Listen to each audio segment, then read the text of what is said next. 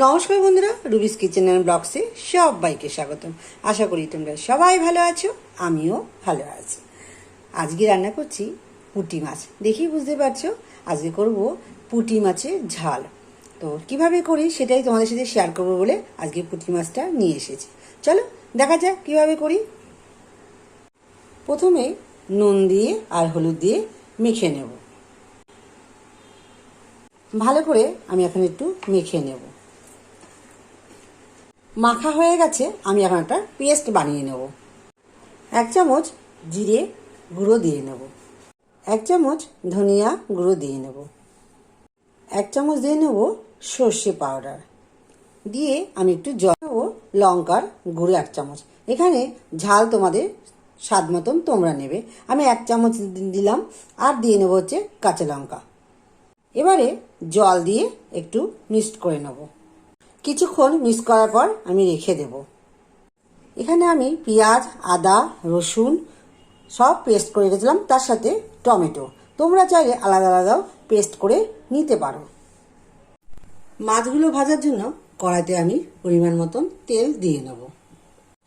তেল গরম হয়ে গেছে, এবার আমি মাছগুলো সব ছেড়ে দেবো।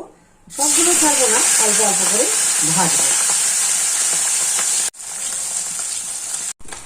মাছগুলো ভাজা হয়ে গেছে, এখন আমি মাছগুলো তুলে নেব। এইভাবে আমি প্রত্যেক কটা মাছ ভেজে তুলে নেব। মাছ ভাজা একদম হয়ে গেছে। এবারে আমি ওই তেলের মধ্যে আরেকটু তেল দিয়ে আমি আলুগুলো দিয়ে নেব। এই তেলের মধ্যে আমি আরেকটু তেল দিয়ে নেব। কালো জিরে দিয়ে নেব। এখন দিয়ে নেব আলুগুলো যে কেটে রেখেছিলাম, আলুগুলো দিয়ে নেব। আলু ভাজা থেকে আরেকটু মোটা মোটা করে আলুগুলো আমি কেটে নিলাম। এবারে দিয়ে নেবো কাঁচা লঙ্কাগুলো। কাঁচা পাকা লঙ্কাগুলো আমি দিয়ে নিলাম। তোমরা চাইলে সবুজ লঙ্কাও দিয়ে নিতে পারো, এটা বাড়ির গাছের লঙ্কা বলে সেজন্য দিয়ে নিলাম। আলুগুলো ভালো ভাজা হয়ে গেলে পরে পেঁয়াজ, আদা, রসুন আর টমেটো যে পেস্টটা করেছি সেটা আমি দিয়ে নেব। পেঁয়াজ কুচি করে রেখেছিলাম সেটাও আমি দিয়ে নেব। অপশনাল, তোমরা দিতেও পারো, নাও দিতে পারো। আমার একটু পেঁয়াজ এভাবে খেতে ভালো লাগে, সেজন্য আমি দিয়ে নিলাম। এবারে আমি পেঁয়াজ, আদা, রসুন পেস্টটা করেছি এটা দিয়ে নেব।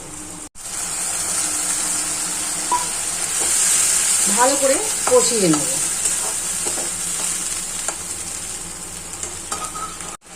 পরিমাণ মতন লবণ দিয়ে নিলাম, হলুদ দিয়ে নিলাম। ভালো করে এবার কষিয়ে নেব। যখন তেলটা ছেড়ে আসবে তখনই মনে করবে আমার মশলা কষানোটা হয়ে গেছে। মশলা একদম কষানো হয়ে গেছে। এবার আমি যে পেস্টটা করে রেখেছিলাম সেটা আমি দিয়ে নেব। দিয়ে নিলাম, দিয়ে একটু ওখানে ভালো করে কষিয়ে নিয়ে জল দিয়ে নেব। বেশি কষাবো না, যেহেতু সর্ষে আছে তিতা হয়ে যাবে। এবার আমি একটু বাটিটা ধুয়ে জল দিয়ে নেব।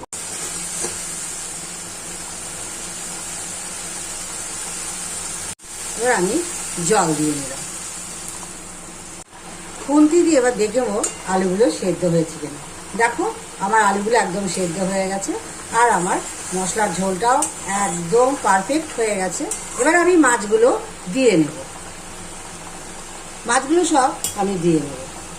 মাছগুলো দিয়ে নিলাম, দিয়ে ধনেপাতা দিয়ে নামিয়ে নেব।